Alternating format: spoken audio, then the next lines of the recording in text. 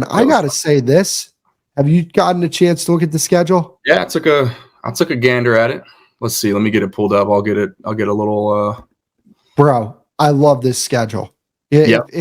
If you were to like, obviously there are some good teams on the schedule, but when you look at, hey, you get to play a home game versus Detroit. You're on a bye, and then you play Sunday Night Football in San Francisco. Like, because I saw that Lions game week 6 and the Niners game week 8, and I'm like, oh, please don't tell me that we're playing like the Ravens in between that. I'm like, I get a bye for it. Yeah, those are the two.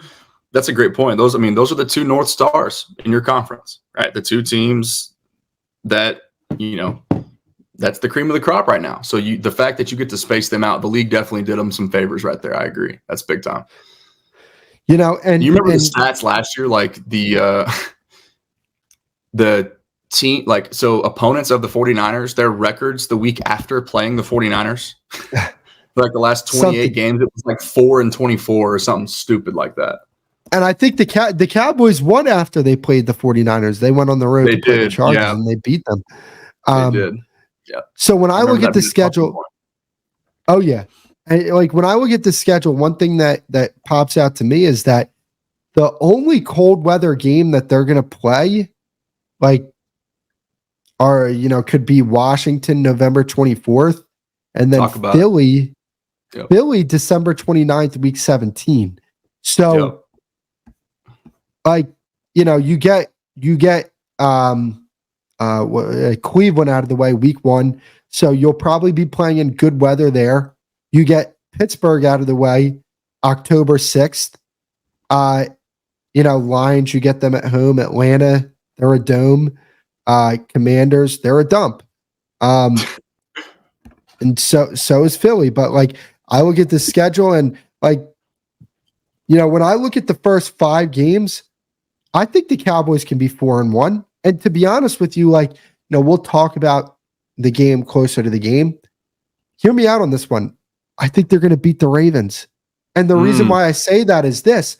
I think they're a good matchup for them because when you look at the strength of the Ravens when it comes to their pass rush, Justin Madubuike, like, where does he play? On the interior. Where are the Cowboys the strongest? On the interior. So it's strength versus exactly, strength versus strength. I like that's how I usually look at games. Like, where are you best and where is your opponent weakest? Like, how do you stack up in that regard? So, that's interesting. I mean, the cold weather element is definitely a thing. Like, thinking about the NFC South, right? Most of those games are going to be good wet. Like when you're the Cowboys, most NFC South games you're either in a dome or you're in tropical climates for the most part outside of Carolina. But even them on the East Coast, they're not seeing a ton of 30-degree games. Now week 15, there's probably going to be a chance of rain, probably going to be pretty chilly. But wait, that's a home game, isn't it? Yeah. See that? So what's that? The Panthers? Yeah, the Panthers. Oh no! That is a road game. That is a road game. Okay. And they're kind of like really bad. So even if we play them in bad weather, I'm not like. Yeah, I'm not worried about that whatsoever. It shakes out, man. It's you think here's a thought too. Who do you think starts? Would you be shocked to see Jameis Winston start at quarterback for the Browns this year, even despite the contract? Ooh, I would be, because I think they're going to try their hardest to just make it work with Deshaun. And they're almost got they're in a tough.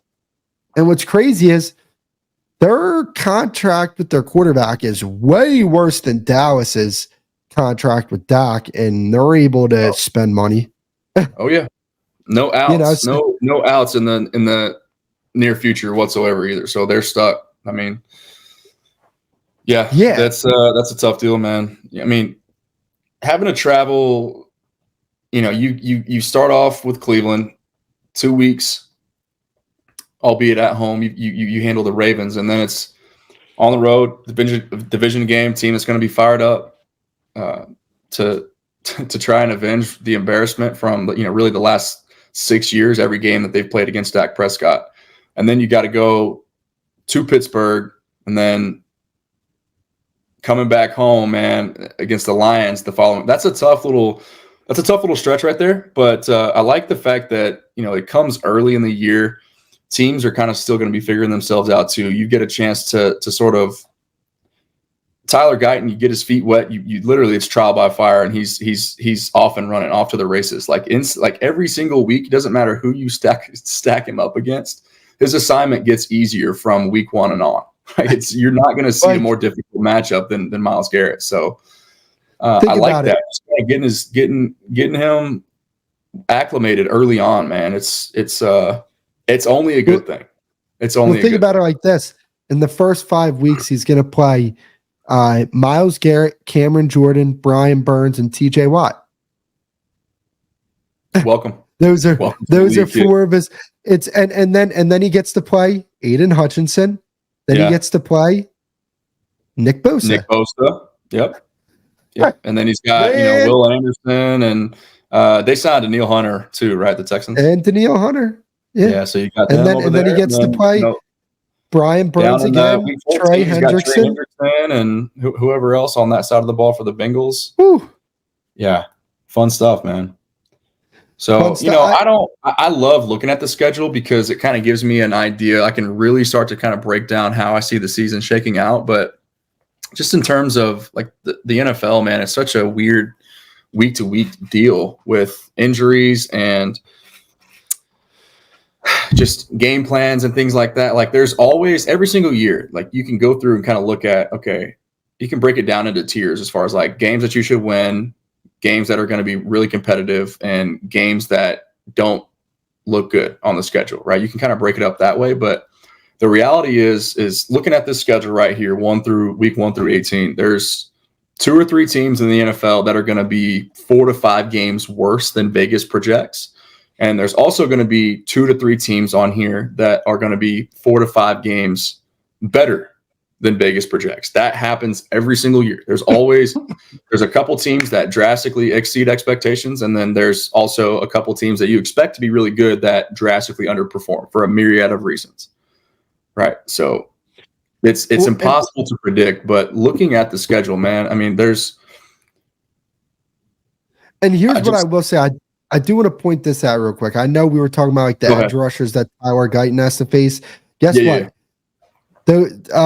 Evan Neal has to play Micah Parsons. Troy Fatnow has to play Micah Parsons. Whoever the hell is on the 49ers playing center or guard, they're going to have to play Micah Parsons, or right tackle. They're going to have to play him.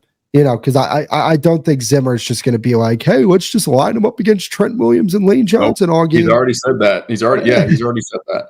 Dude, we were on stream when that was happening last year. I'm like, why are you relentlessly slamming yourself, like asking Micah to just, go beat Lane Johnson over and over and over again?